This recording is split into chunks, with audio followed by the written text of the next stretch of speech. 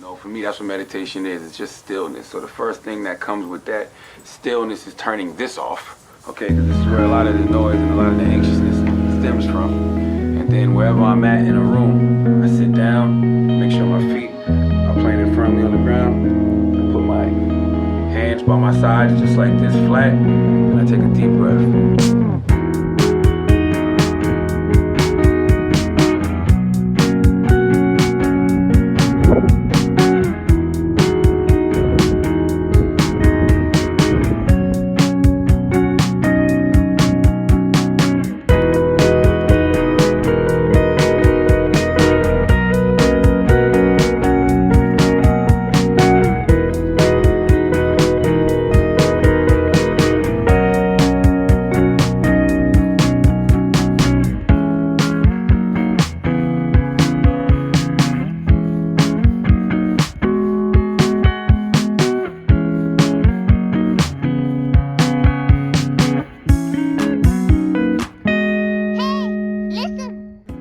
On days that is really hard to keep a positive attitude and outlook on life, I just wanted to share some really practical and simple tips for you to help raise your frequency and vibrations, raise your spirits, and really just get you out of a rut and find little pockets of joy and happiness in life's everyday Monday moments. As plain and as simple as it sounds, it is so important to connect yourself back with nature and to just go on a walk or take yourself out on a picnic or just to really just follow the sun. I know that sounds super cheesy, like follow the light.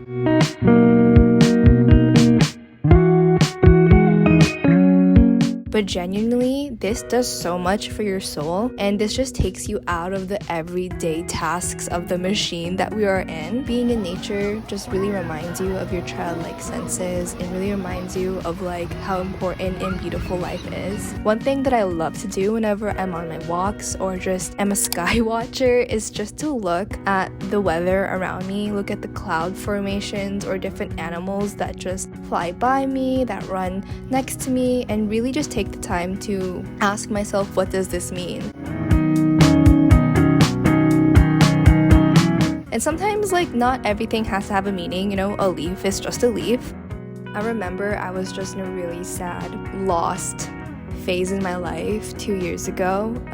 Obviously this was during 2020, and we went to our aunt's cabin, and I remember being outside and seeing like a bunch of young deer. I think they're called does. And then right after that I saw a dragonfly. I just felt very called to the deer and the dragonfly, and when I got back home I searched up what it meant. I know it sounds super corny, but at the time it was the message that I needed to hear. And basically when you see a deer, it means to calm the voice of the self-critic and to treat yourself with gentleness and understanding and to really help those around you. It also mentioned that seeing a deer is a sign to maintain your innocence and gentleness with an open heart. And during this time I was just very let down and run down with life and just almost found myself becoming cynical, even though I know that is not the person that I am. And also seeing the dragonfly can be a symbol of self that comes with maturity. And so really seeing a dragonfly meant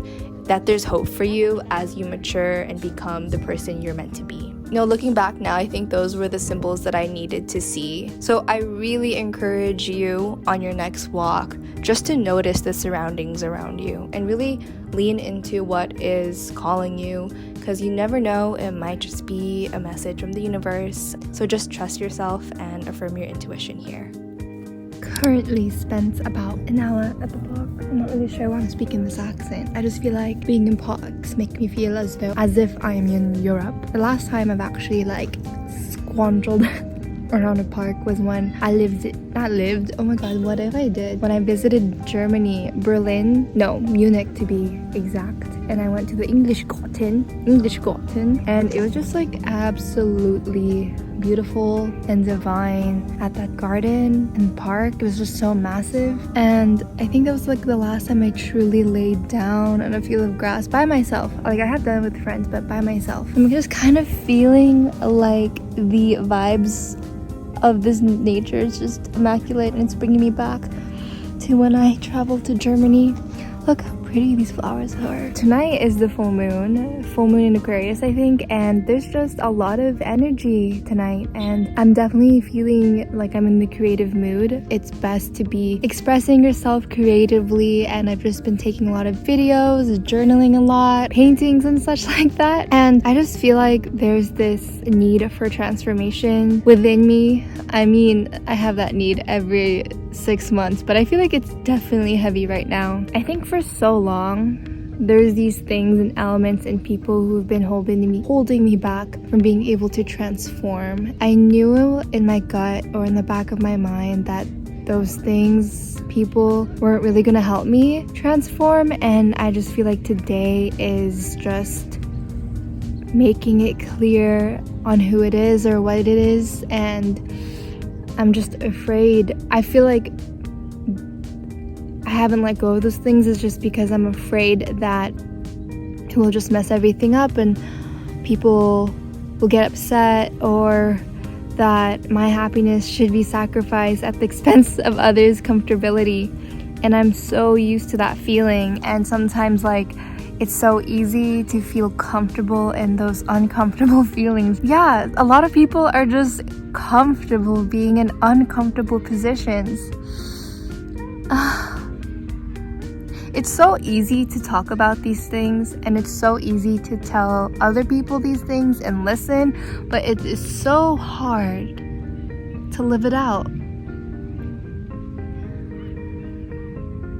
So don't ever feel bad if like you feel like someone's telling you, or even you're telling yourself like, I should be taking my own advice, because living it out, putting it in action is a whole another language, ballpark, field of expertise, and we're all learning. So just be as compassionate as you can be with yourself, honeys. Okay, I'm gonna head out and get back home.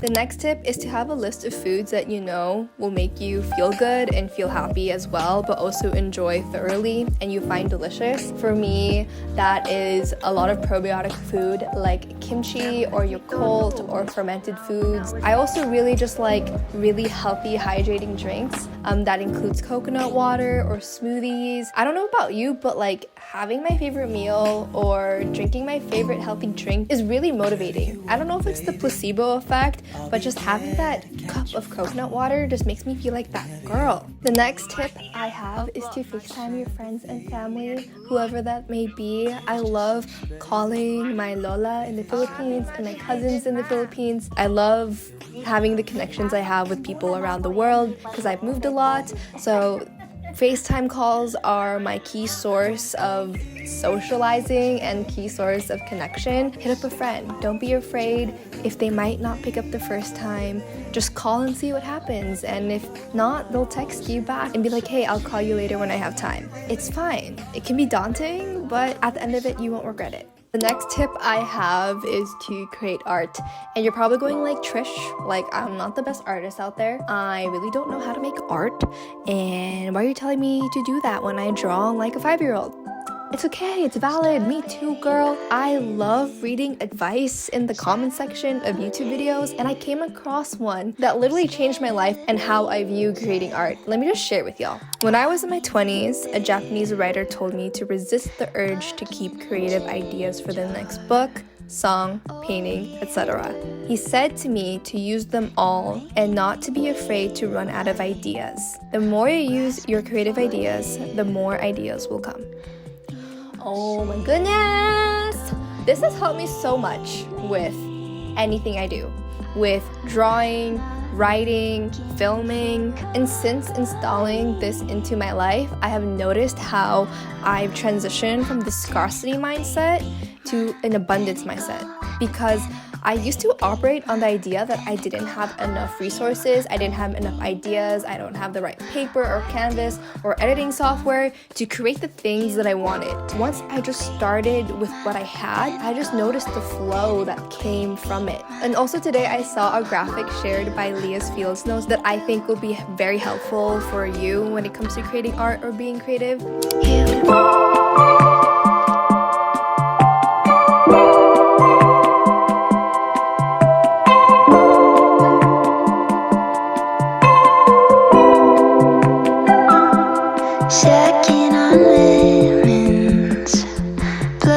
mountain breeze. You're killing me slowly. You do it with ease. Weeping with willows, snakes in the vines. I wish I could leave you behind. You say you don't need me. Not looking for company. Botanical baby, my botanical. Botanical baby, my botanical. All you put me through. One thing I've learned about being artistic is the amount of excuses I make for myself to not get a project started. And those excuses are just only holding yourself back from creating whatever you want to create. So hopefully this little graphic will help you ease into a more creative mindset, because I feel like everyone has the capacity and capability to be creative.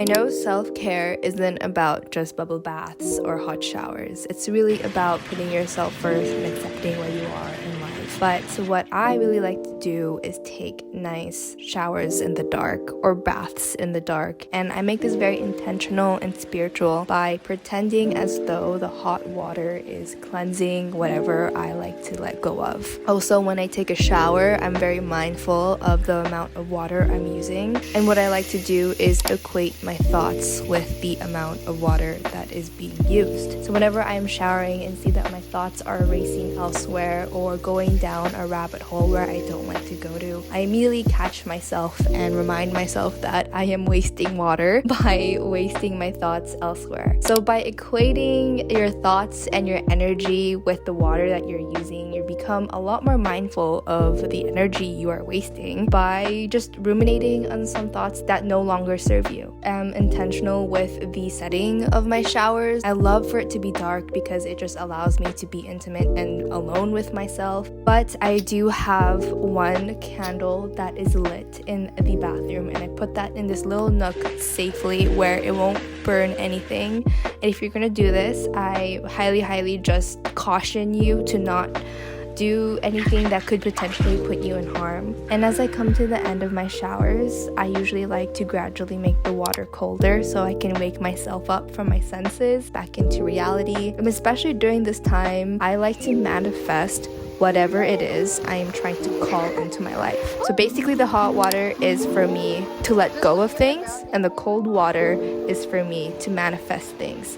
So as I become more conscious and aware, I usually just think about who I want to be. So because of this ritual, I've become more mindful of the identities that no longer serve me, but also the energy and mood that I am channeling into my life that will lead me to a life of abundance and ease and really help me raise my spirits and my frequency.